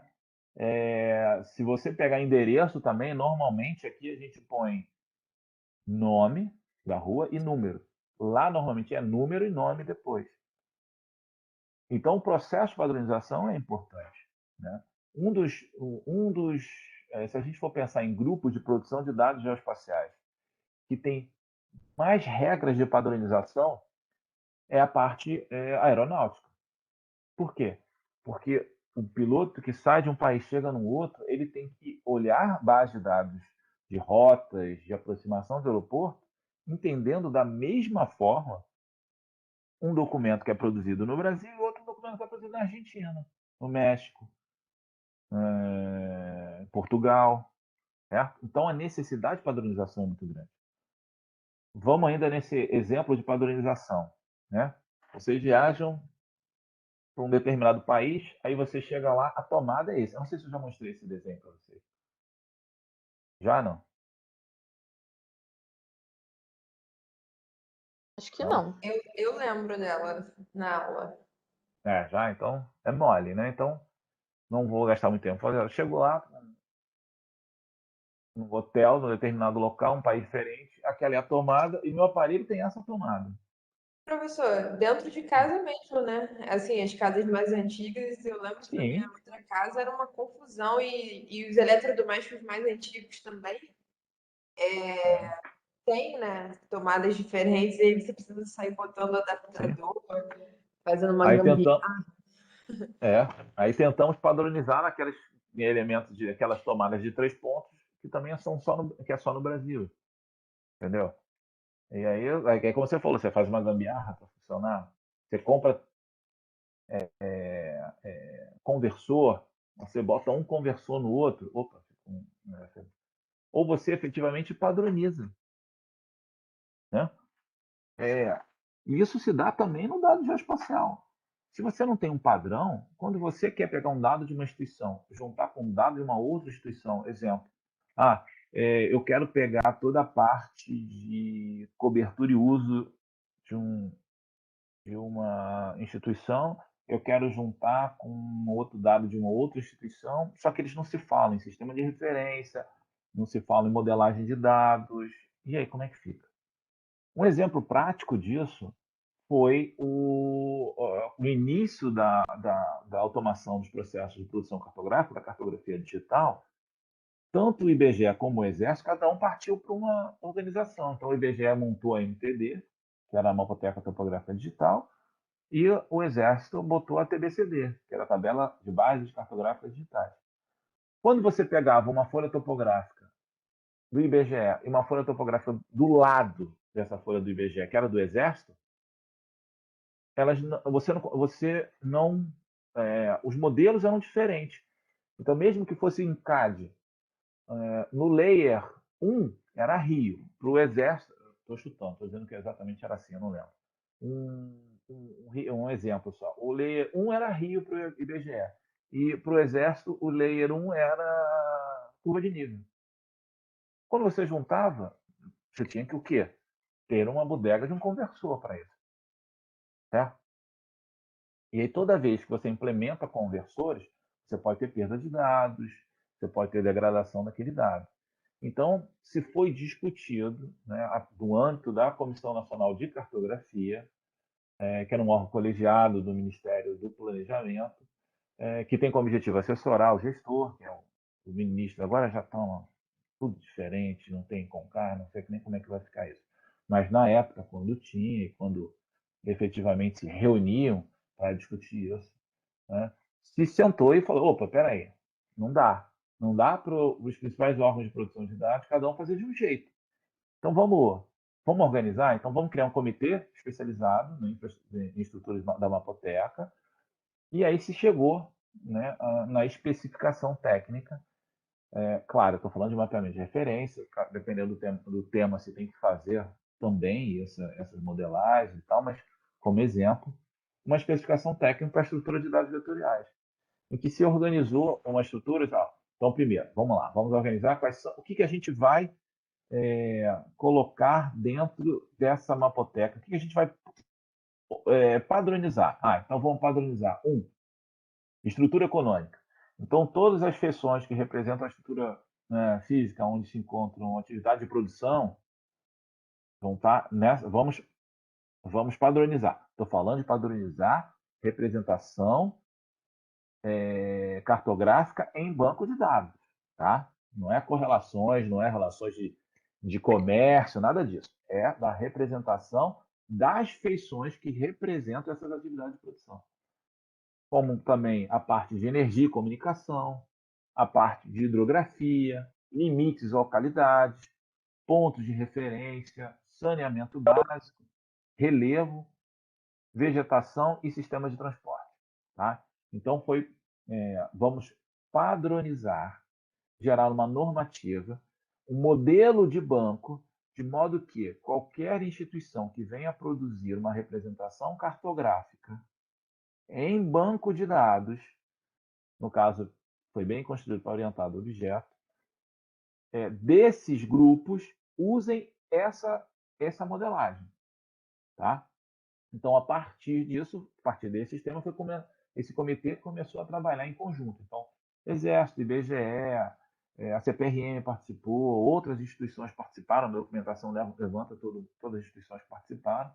Algumas participaram especificamente em alguns pontos por questões, né? Eu lembro da Agência Nacional de Água trabalhando na parte de hidrografia, até que você chegou nesse modelo. O que esse modelo traz? O que ele apresenta? Primeiro, uma estruturação baseada nos elementos geométricos, né? Então você tem, né, nessas classes, quais são os elementos nessas categorias? Desculpa. Nas classes que compõem essa categoria. Então, na categoria hidrografia, você tem fonte d'água, você tem terreno sujeito à inundação, você tem drenagem, você tem ilha, você tem massa d'água, todas essas classes que compõem a categoria hidrografia. E outras classes vão compor as outras categorias. Né? E elas vão ser representadas através de ponto, linha ou área. Então, lá, a classe fonte d'água, ela vai ser representada como ponto e ela vai ter que atributos? Nome, se é uma geometria aproximada, que é uma coisa que foi importante se introduzir, porque se eu tenho uma informação e eu não tenho clareza se aquela informação tem precisão ou não, eu não mapeio, eu não coloco. Não, você coloca, mas diz que é uma geometria aproximada. Você não tem garantia da geometria dela. Tá? O tipo da fonte d'água, a qualidade da água, o regime. Então, você define qual é a classe, qual é aquela entidade que a gente viu, tipo, qual é a disciplina, aluno ou sala, né, professor. Então, aqui é como se fosse isso. Ele tem, além daquilo que a gente falou, ele tem a geometria e os atributos. Da mesma forma, trecho de energia vai ser uma representação em linha com os atributos que existem ali dentro. Terreno sujeito à inundação vai ser superficial, um polígono, uma área, com os atributos. Aí a gente cai no mesmo problema que a gente viu também lá na escola, quando se fala em tipo de massa d'água. Cadê? Não tem aqui, né? Poxa. Então você vai precisar, botei um exemplo, eu não tenho aqui. Tipo de massa d'água, você vai definir. Bom, quais são os tipos de massa d'água? Você vai deixar preencher de qualquer jeito? Não. Você também tem uma tabela auxiliar que diz quais são os tipos de massa d'água. Ou eu não conheço aquele tipo, porque para eu não ter elementos não representados, eu tenho a geometria, ali tem uma massa d'água, eu só não sei qual é aquele tipo de massa d'água. Aí eu não coloco a geometria? Não, coloco como atributo no campo tipo de massa d'água, vai estar desconhecido. Ou vai ser uma baía, uma enseada, uma lagoa. João, Oi? deixa eu fazer uma pergunta bem leiga, assim. Eu sempre ouvi falar dessa coisa Diga.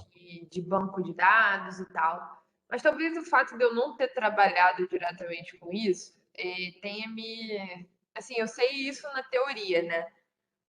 Na prática, a gente criando isso, a gente vai criar esse banco de dados necessariamente no.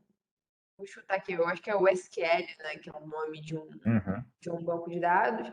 Ou, por exemplo, se a gente pode criar isso num Excel ou numa outra planilha livre. Tá. E essas codificações, aproveitando já, a gente descreve isso num documento e, tipo, num documento Word, por exemplo, assim, só para ter uma Sim. noção mesmo. Tá. Então vamos lá. A gente vai chegar nisso, mas tudo bem, não tem problema. O que acontece? Você tem as aplicações que são gerenciadoras de banco de dados, tá?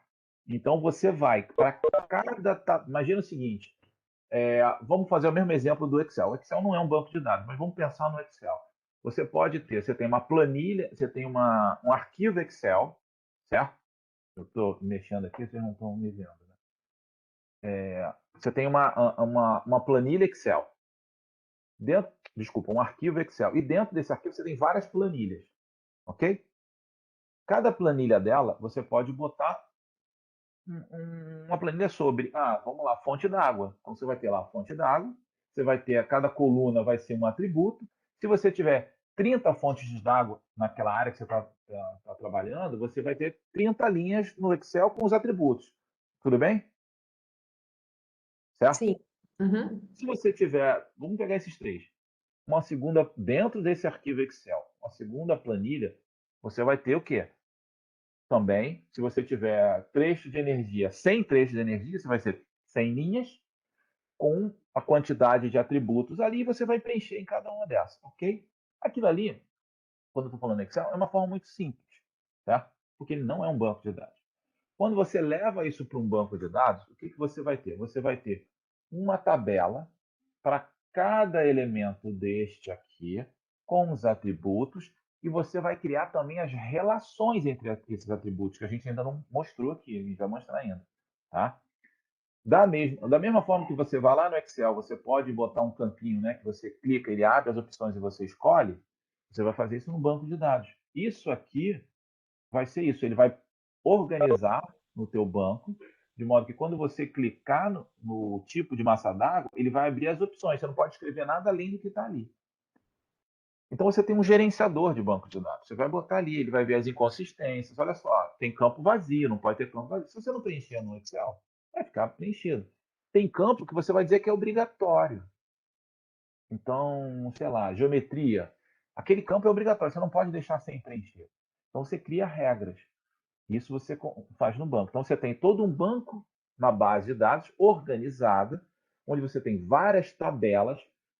Cada tabela corresponde a uma classe, certo? Com seus atributos. Você tem as tabelas auxiliares, que são essas tabelas, né, de código de lista, de tabelas auxiliares quando você tem N para N. Você organiza aquilo tudo baseado o quê? Nessa documentação que foi gerada. Então, o cara, quando ele vai escrever no banco de dados, ele vai. Vou começar um banco de dados novo. Né? Aí ele vai criar uma tabela. Ele vai criar uma tabela com o nome fonte e underline d'água. Ele vai criar um atributo com o nome e vai ser string. Ele vai criar um atributo geometria aproximada do jeito que está aqui. Tem que ser booleano, ou seja, sim ou não.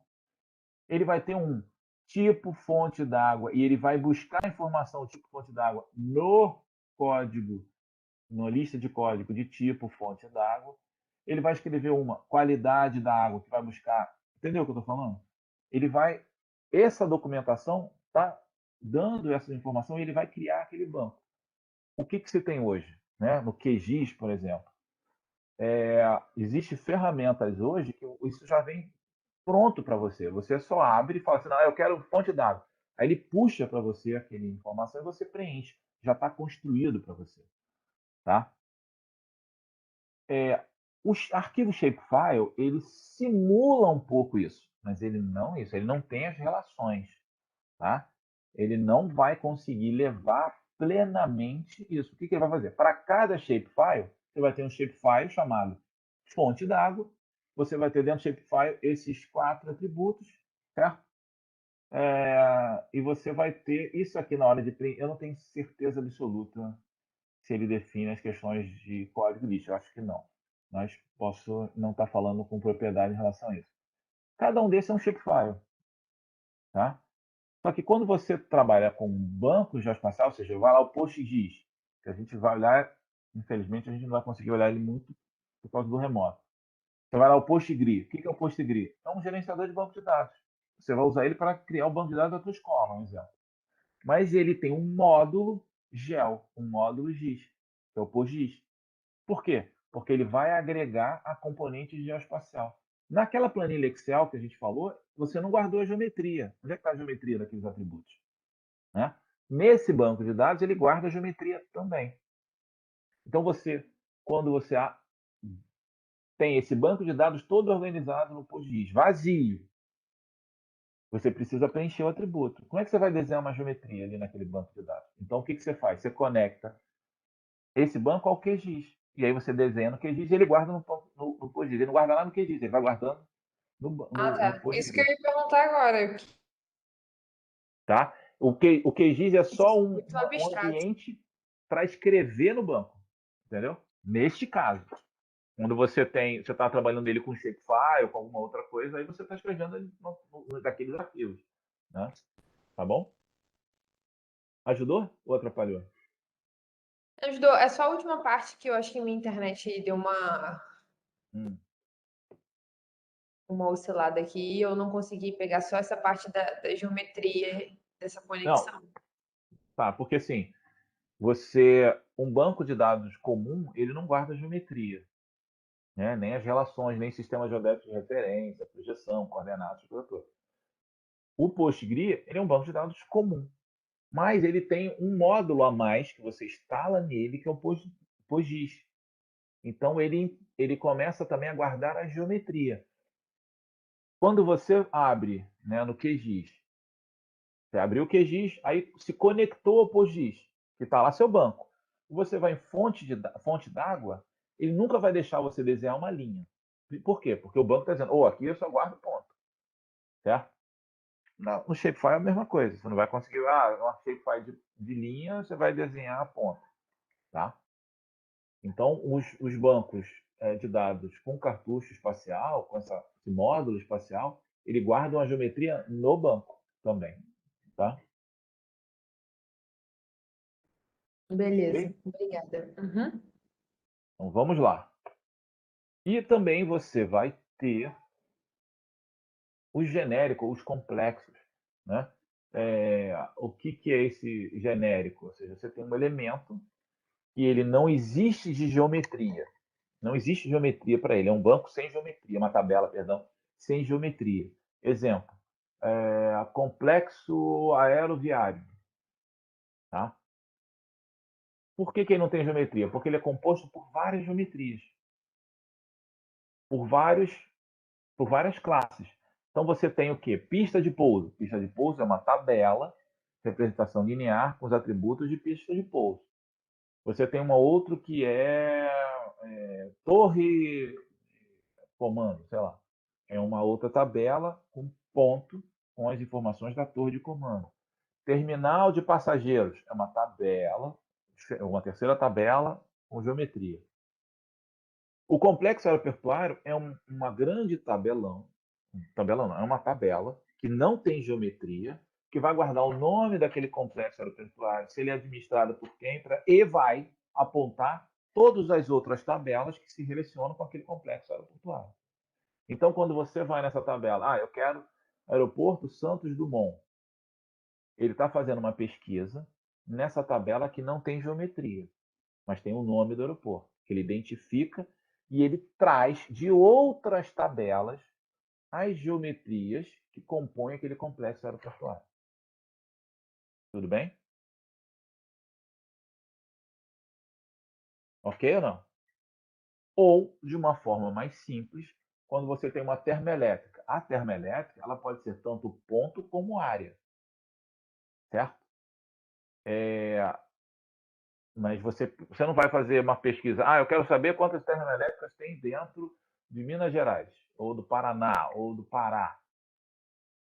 Aí eu vou procurar em duas tabelas? Não, você vai procurar numa única tabela que não tem geometria, mas que se correlaciona com as outras que tem. Tá?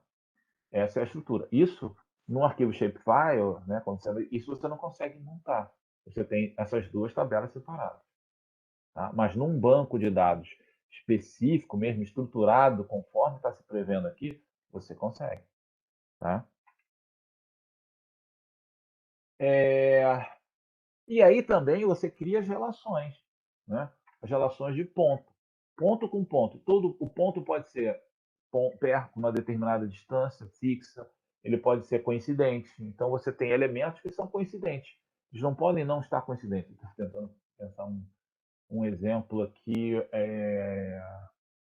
de dois elementos pontuais que tem que ser coincidentes, ou tem que estar acima ou abaixo, ou em frente. Ou seja, você cria relações geométricas, a mesma forma que a gente viu em área. Então você tem áreas que são difusas, ou seja, elas não têm relação nenhuma de geometria espacial, mas você tem umas que tem que ser, não, tem que estar dentro. Ou seja, uma ilha tem que estar dentro de uma massa d'água, então você tem essa geometria. Ou uma massa d'água tem que conter uma ilha. Né?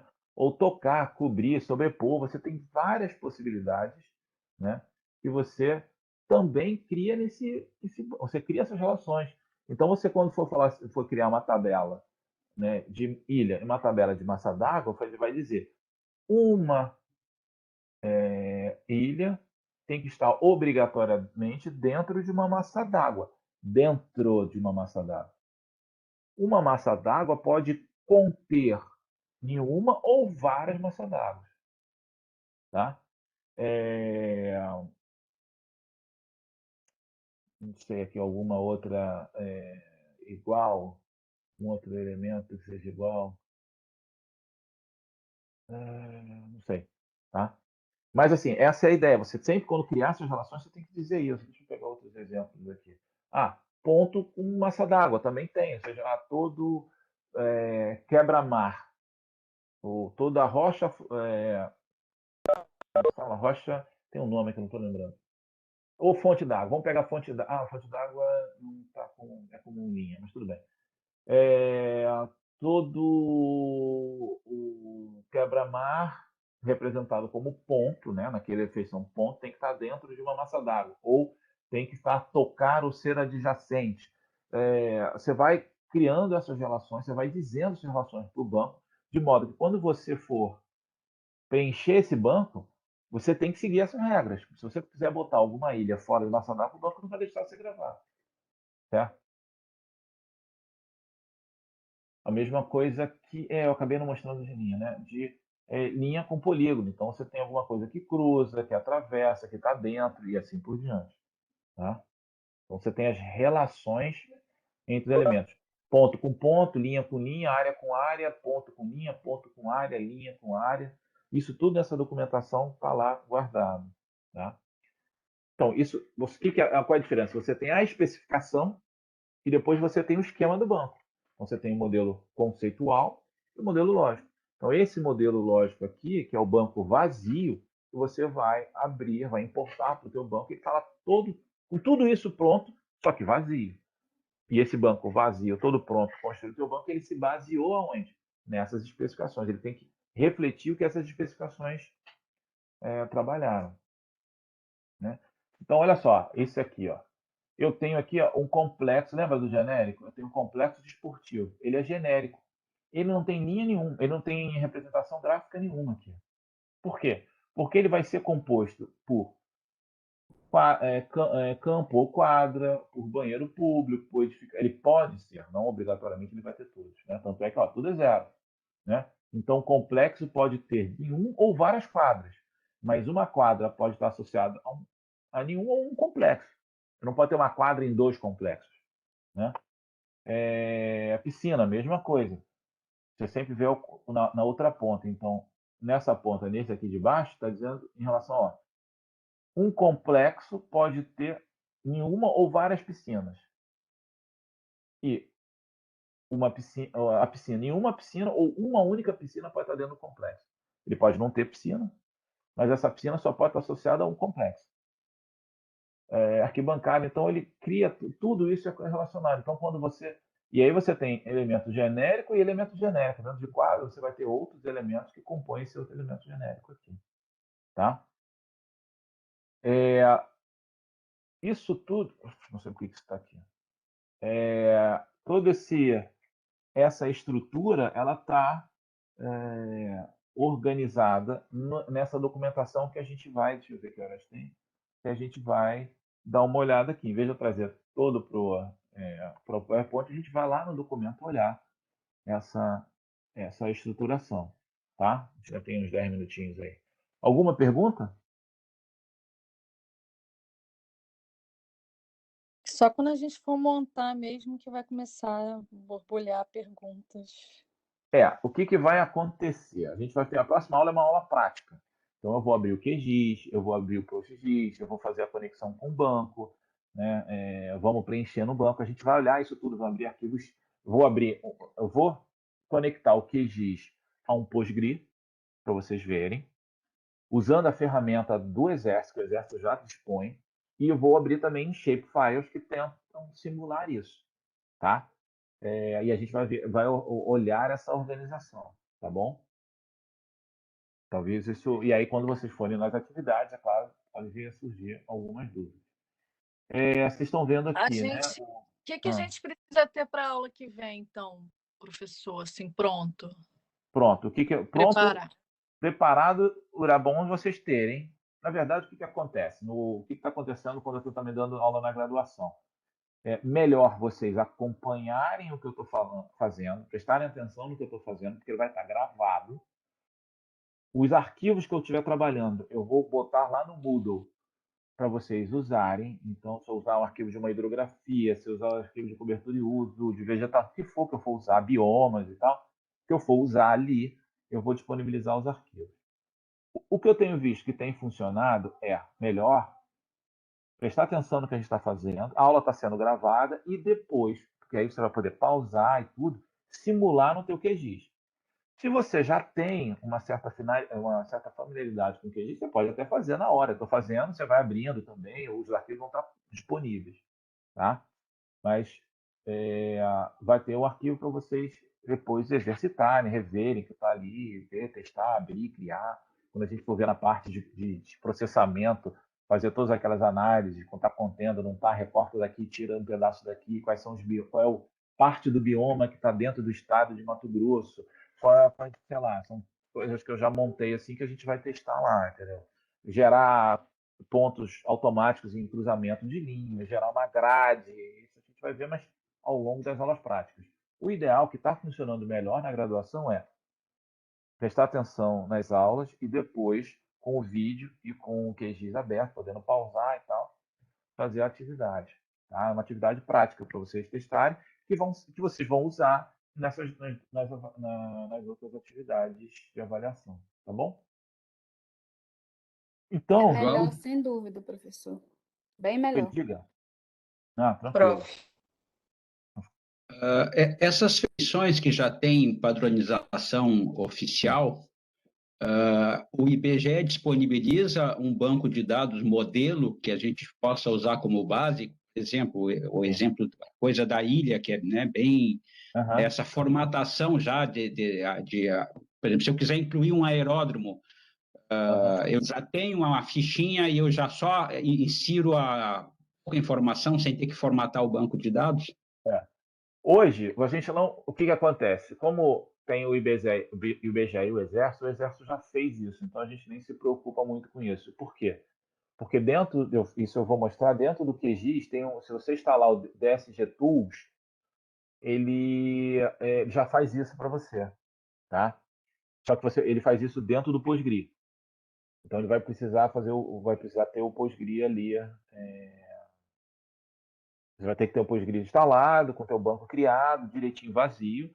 E aí, quando você for lá instalar esse modelo, esse complemento no QGIS, tá lá, o que você quer? Eu quero aeródromo, né? Que você falou. Ele vai como se ele criasse uma camada aeródromo.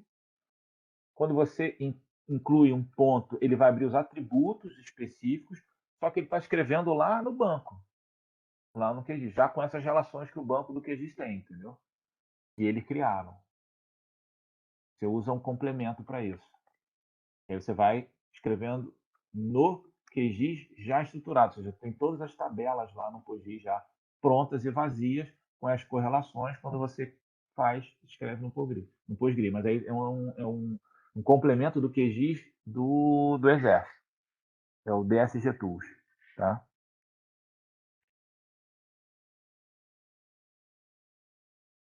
Então, pessoal, vou só dar uma demonstração aqui, que provavelmente vai completar na próxima aula, dessa especificação técnica, de todas essas relações que a gente falou, que essa especificação técnica apresenta, né, e você escreve, organiza um banco para isso. Tá? Aqui é quem participou e tal. Aí, introdução, vai falar sobre aquela questão lá da MDT, do Exército. Na verdade, isso começou numa questão de um projeto de mapeamento da Amazônia Legal, do MMA, que contratou o IBGE e o Exército para fazer. Aí, opa, o IBGE faz na MTD e o Exército na TBCD. Então, dali surge um primeiro embrião para se padronizar isso. Aí tem a parte de introdução. Quais são as camadas que ele organiza?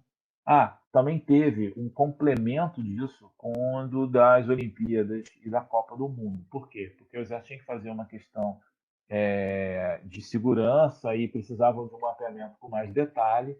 Então, o Exército fez um complemento da EDGV para algumas questões cadastrais. Então, ele também tem essa questão cadastral aqui em alguns casos. Tá? Então, são as categorias, como eu falei, né? Energia e comunicação, economia, dá uma descrição do que é, uma definição do que é cada uma dessas. O sistema de transporte está subdividido. Então, você tem o sistema de transporte é subdividido em subsistema aeroportuário, dutos, ferroviário, ele está subdividido. Aquela categoria específica que o Exército teve que montar, então, área verde, classe da base em grande escala, e aí tem cultura e lazer, edificação, que também modela já para essas grandes escalas, umas escalas mais de mapeamento cadastral. Isso aqui a gente já viu, a representação. Ele vai explicando aquilo, né, que eu montei ali. Então, tá vendo, eu uso o mesmo exemplo que está aqui, então, para não ficar me repetindo muito. Ele tem outras subclasses que é possível, ou seja, o conjunto de pontos, né, cotados e tal. Os relacionamentos, então, tudo aquilo que a gente... Deixa eu dar um zoom aqui, que acho que está ruim para vocês verem. Então, ó, a edificação, a classificação, ou seja, né, classifica a edificação, então você tem aqui as associações em relação sim, perdão. Você tem a classe econômica aqui, então você tem um determinado tipo de administração e você associa a edificações que constroem aquela infraestrutura ali. Tá? Então, é um tipo de administração, o que é aquela classe econômica que está sendo né, ali apresentada, só que ela tem uma associação com um elemento de edificação. Né? Então, você tem essas relações, ou seja, essa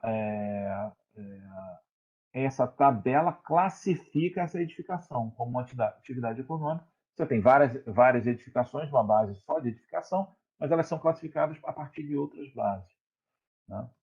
Isso principalmente naquele modelo das modelagens para o âmbito cadastral que o Exército fez para a Olimpíada e Copa.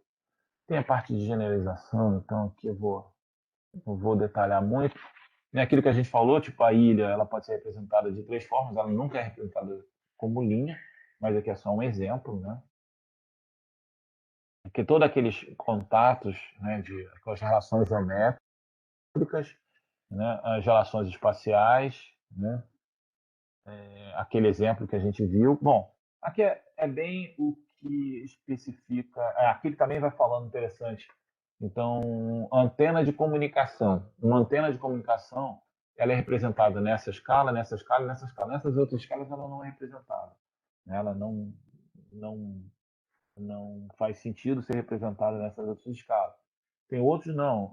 Grupo, claro, aí depende do tamanho, mas a hidrelétrica ela é representada em todas as escalas. O que vai acontecer é que provavelmente aqui ela vai ser um complexo, alguma questão, e aqui ela vai ter um elemento com um ponto, né? Uma geometria pontual. Tá? Então, para cada um, ele vai também apresentando o que você representa ou não dentro das diferentes escalas. Mas o que eu queria mesmo, então vou ficar aqui, na próxima a gente abre o. Então você tem toda essa classificação. O que a gente vai ver na próxima aula, que é uma aula prática, mas eu vou fechar isso aqui, é o anexo, que é aquilo que vai efetivamente mostrar as categorias. Então aqui você tem energia e comunicação. O que cada quadradinho desse é? Cada quadradinho desse é uma tabela. Tá? Então você tem a tabela aqui, zona limite de energia e comunicação, que é um polígono. Você tem, que é uma tabela, você tem uma outra tabela de torre e energia, que é um elemento pontual, de torre de comunicação, que é um elemento pontual. Aqui esses dois exemplos podem ser aqui. Torre com o antena, tá aqui, ó. Torre de comunicação com antena. O que acontece? Né? Uma antena tem que estar associado, tem que coincidir com uma torre. Lembra que tinha o coincide, 2 pontos? Aqui é um exemplo de coincide, porque a antena está no elemento torre. Então, um elemento pontual, antena. Então, você tem 2 tabelas, 2 geometrias ali, que são 2 elementos diferentes, coincididos na mesma posição. Tá? Então, você tem todas essas relações aqui, que é um desenho gráfico, né? Uma representação gráfica de todos esses elementos. O que está em branco é que ele se correlaciona com elementos de outra classe. Tá? O que está em amarelo são desta classe de energia, dessa categoria energia e comunicação. Mas você tem aqui um complexo gerador de energia que se relaciona com outra categoria, que é de depósito geral. Tá? E para a gente fechar, para cada uma daquela tabela, você tem a relação 2 atributos. Então, deixa eu ver aqui um que seja mais interessante aqui.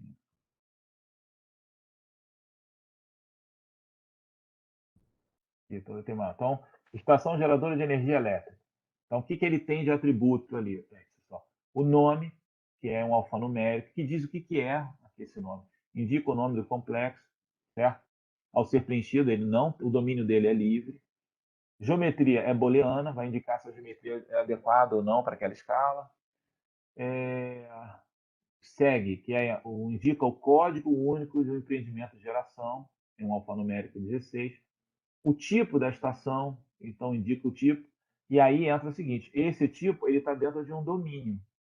Né? Então tem aqui, na seção 3.11. Se eu clicar aqui, eu vou para lá. Volta aqui.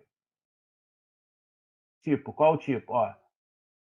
O desconhecido é eólico, é solar, maré motriz, termoelétrica, hidroelétrica. Ele não pode preencher nada que não for um desses aqui. Tá bom? A gente vai vendo na próxima aula, a gente vê com um pouco mais de detalhe também isso aqui. E aí a gente vai abrir o QGIS, a gente vai abrir o ProGIS, a gente vai chamar esses arquivos. Então, tem mapeamento Rio de Janeiro para 25 mil, mapeamento Brasil 250 mil, Santa Catarina 25 mil. A gente vai trazer isso para cá, para a gente dar uma olhada. Eu vou trazer alguns elementos temáticos também, que não estão dentro dessa padronização, que demandam de uma padronização também, mas que existem algumas estruturas já montadas também para isso. Ok? Alguma pergunta que vocês queiram fazer? Ainda não, professor. Diga. Eu acabei não lendo aqui. Ah.